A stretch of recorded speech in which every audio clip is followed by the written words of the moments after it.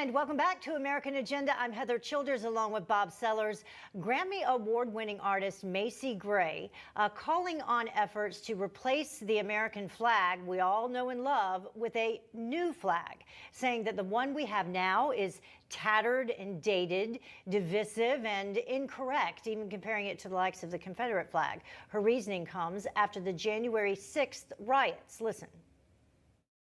We have to celebrate a flag that now represents divisiveness and hate. The people there held it up as their symbol, as this is what America represents. We're threatening to hang the vice president, and our gang sign is the flag.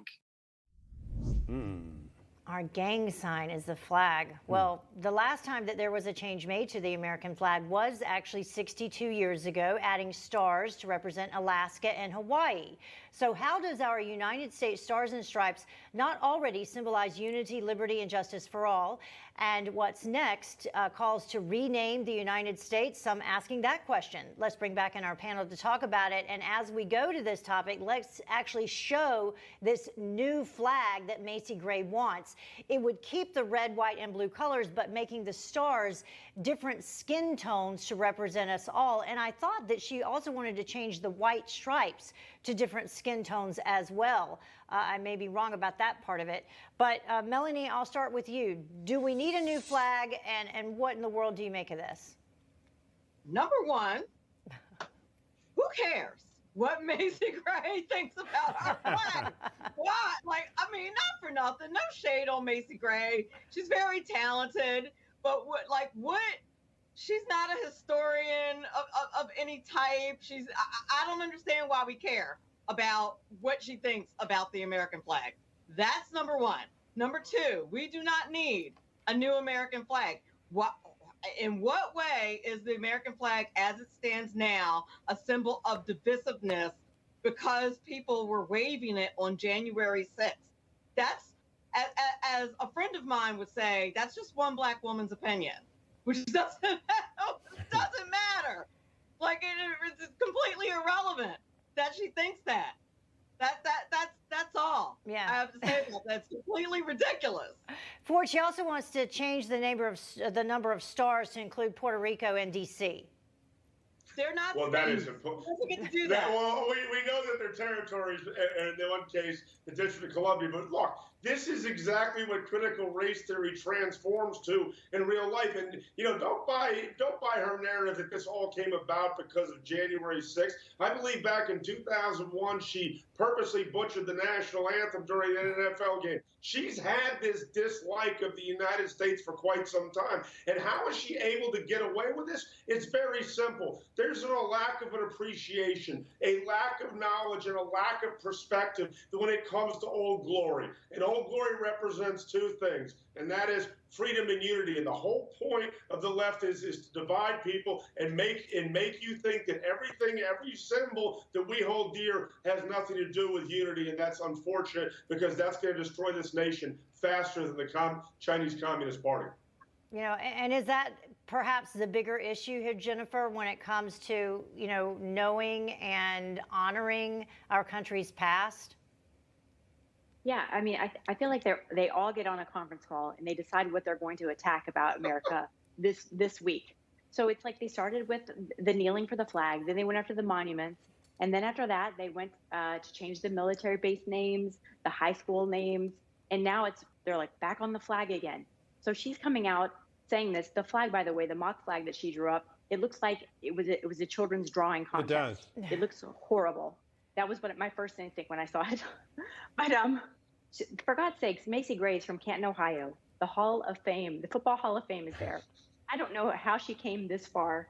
And I know they're going to, like you said earlier in the segment, they're going to try to rename the United States of America next time. I'm assuming they're going to go for woke America or something like that. Woke United States of America. Yeah, Natalie Renee McIntyre is actually Macy Gray's name. Ah, interesting. So there's that tidbit. Well, Natalie May McIntyre? Yes.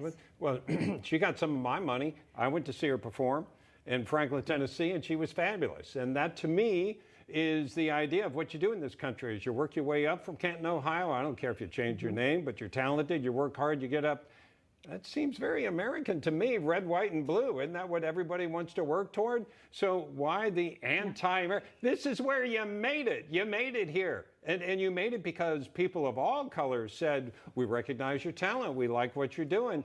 And then to turn around and say there's this huge problem, we even have to change the flag, which, by the way, people have died to defend.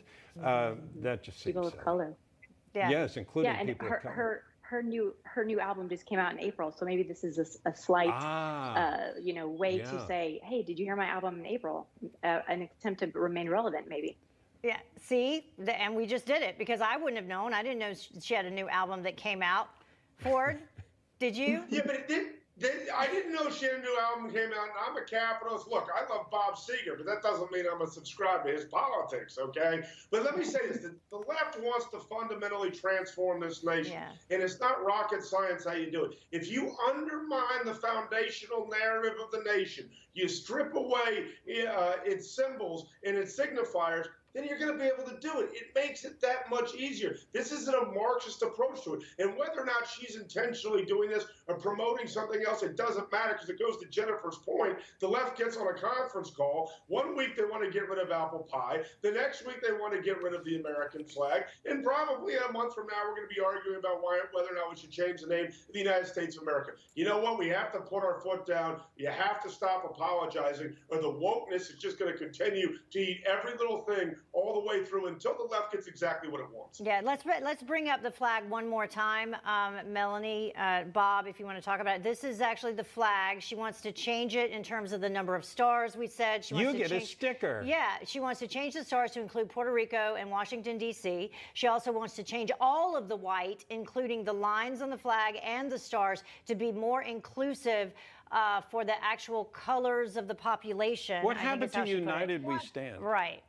The flag is already inclusive because it's red, white, and blue, because it doesn't have different flesh tone colors on it. Right. It's already inclusive. It's representative of the entire United States. So it's already inclusive. And I really wish we wouldn't attribute race to every single thing.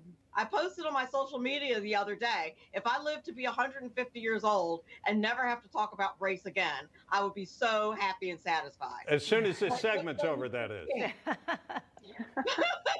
But you just can't. Yeah. If Melanie lives to be 150 years old, I want to know what pills she's taking, because I'm going to need some of that over here. Okay? I was going to say, I want to be right there with her. Wonder how many stars there'll be then.